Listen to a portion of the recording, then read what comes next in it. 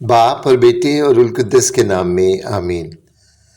مسیح یسوع میں میرے عزیز بھائیوں اور بہنوں اور پیارے بچوں، آپ سب کو کراچی پاکستان سے شوکت بھٹی کا سلام و پیار پہنچے۔ جیسا کہ آپ جانتے ہیں کہ یہ ہفتہ آمد کا تیسرا ہفتہ ہے اور اس کا عنوان خوشی ہے۔ خوشی زندگی سے لطف اندوز ہونے کا احساس ہے، ایک ایسا احساس جو ہماری مایوس زندگی میں آ کر ہماری مردہ دلی، مایوسی اور نا امیدی کو زندہ دلی اور بھرپور خوشی میں بدل دیتا ہے اور ہمارے اندر جینے کی امنگ پیدا کرتا ہے۔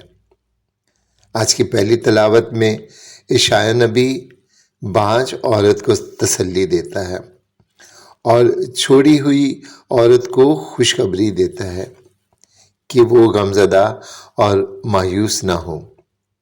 میرے عزیزو، آج کی پہلی تلاوت اور انجیل مقدس میں رد کیے جانے کا تاثر ملتا ہے، یعنی لوگ بانجھ عورت کو رد کر دیتے ہیں اور چھوڑی ہوئی عورت کو بھی رد کر دیتے ہیں، لیکن خدا ہمیں تسلی دیتا ہے کہ دنیا اگر ہمیں چھوڑ بھی دے، دنیا اگر ہمیں ترک بھی کر دے تو خدا ہمیں ترک نہیں کرتا، وہ ہمیں زیادہ پھلدار اور زیادہ بابرکت بناتا ہے۔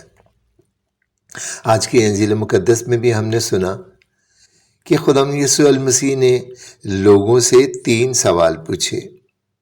ان سوالوں کا مقصد انہیں یہ احساس دلانا تھا کہ لوگوں نے یوحنا استقباغی کو رد کیا تھا۔ یہ بتانا بھی مقصود تھا کہ ہجوم نے، فقیہوں اور فریسیوں نے یوحنا استقباغی کے رتبے کو اور اس کی حیثیت کو نہ پہچانا اور نہ ہی ان کی قدر و منزلت کی۔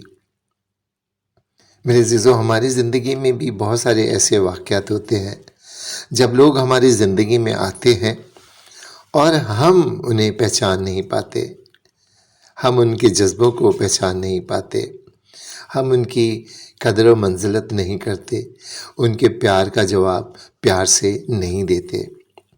جب میں کیٹیکیٹیکل سینٹر میں کام کرتا تھا تو ایک نوجوان مجھ سے ملنے اکثر آ جاتا۔ میں اس کی لگن اور شوق اور جذبے کے پیش نظر اس سے ملتا، اس کی خاطر مدارت بھی کرتا، لیکن یہ سب کچھ رسماً ہوتا۔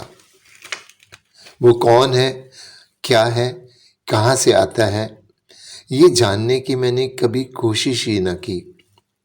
لیکن ایک دن وہ میرے پاس آیا اور کہنے لگا کہ شوکت بھائی، میں اب آپ سے شاید پھر کبھی نہ مل سکوں، یہ ہماری آخری ملاقات ہے، کیونکہ میں اس ملک کو چھوڑ کر ہمیشہ ہمیشہ کے لیے جا رہا ہوں۔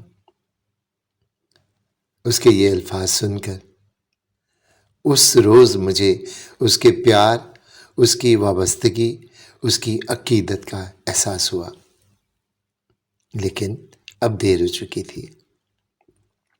میرے عزیزو، یوحنا استقباغی کو بھی لوگوں نے رد کیا، فقیہوں فریسیوں نے اس کی قدر نہ کی، اسے اپنے لیے خطرہ سمجھا اور اسے ترک کر دیا۔ حالانکہ اسے بیابان میں پکارنے والے کی آواز کہا گیا، حالانکہ صحائف انبیاء، توریت اور نبیوں نے اسے راہ تیار کرنے والا کہا۔ اس کی پیدائش کی خبر ایک فرشتے نے دی اور اس نے لوگوں کو بتایا کہ وہ مسیحا کے لیے راہ تیار کرنے والا ہے۔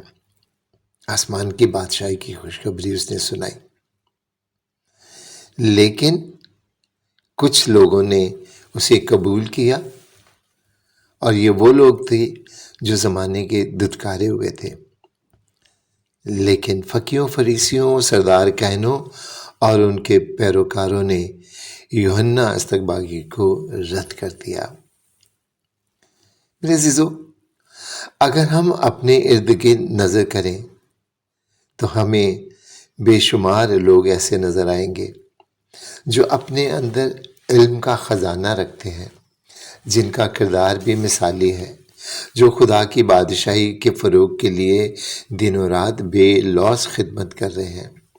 ہو سکتا ہے یہ آپ ہی ہو سکتا ہے آپ کاہن ہیں اور دوسرے کاہنوں نے آپ کو رد کیا ہو سکتا ہے آپ مبشران انجیل ہیں اور لوگوں نے آپ کو رد کیا ہو سکتا ہے آپ سسٹر صاحبان ہوں اور لوگوں نے آپ کو رد کیا ہو سکتا ہے آپ بائبل کے کوئی گروپ لیڈر ہیں، ہو سکتا ہے آپ کی کلیسیا میں کوئی ممبر ہیں اور کلیسیا میں آپ اپنی خدمات انجام دے رہے ہیں اور آپ نے یہ محسوس کیا کہ آپ کو وہ مقام حاصل نہیں جو آپ کو ہونا چاہیے۔ لوگوں نے ہو سکتا ہے آپ کو رد کیا ہو، لیکن آج کی تلاوت ہمیں بتاتی ہے کہ دنیا لاکھ رد کرے تو کرے، لیکن خدا ہمیں یاد رکھتا ہے۔ دنیا ہماری تعریف کرے یا نہ کرے، لیکن خداوند یسوع مسیح ہماری تعریف کرتا ہے، جس طریقے سے اس نے یوحنا استقباغی کی تعریف کی۔ اس لیے میرے عزیزو، اپنے اندر مایوسی کو، اپنے اندر غصے، حسد اور نفرت کو، اپنے اندر بدلے کی آگ کو نکال دیں۔ اپنی اچھائی کو دوسروں کی برائی سے تبدیل نہ کریں۔ آپ اس لیے برے نہ بنیں کہ دوسروں نے آپ سے برا سلوک کیا۔ آپ اپنی اچھائی کو اس لیے نہ چھوڑ دیں کہ لوگوں نے آپ کے ساتھ اچھائی نہیں کی۔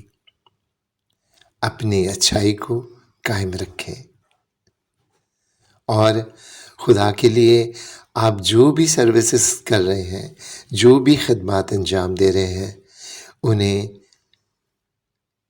پوری تندہی سے، ایمانداری سے اور یہ سوچ کر کریں کہ یہ انسانوں کے لیے نہیں بلکہ خدا کے لیے خدمت ہے، اور خوش ہوں اور شادمان ہوں، کیونکہ خدا کا یہ فرمان ہے کہ صادق کی یاد ابد تک قائم رہے گی۔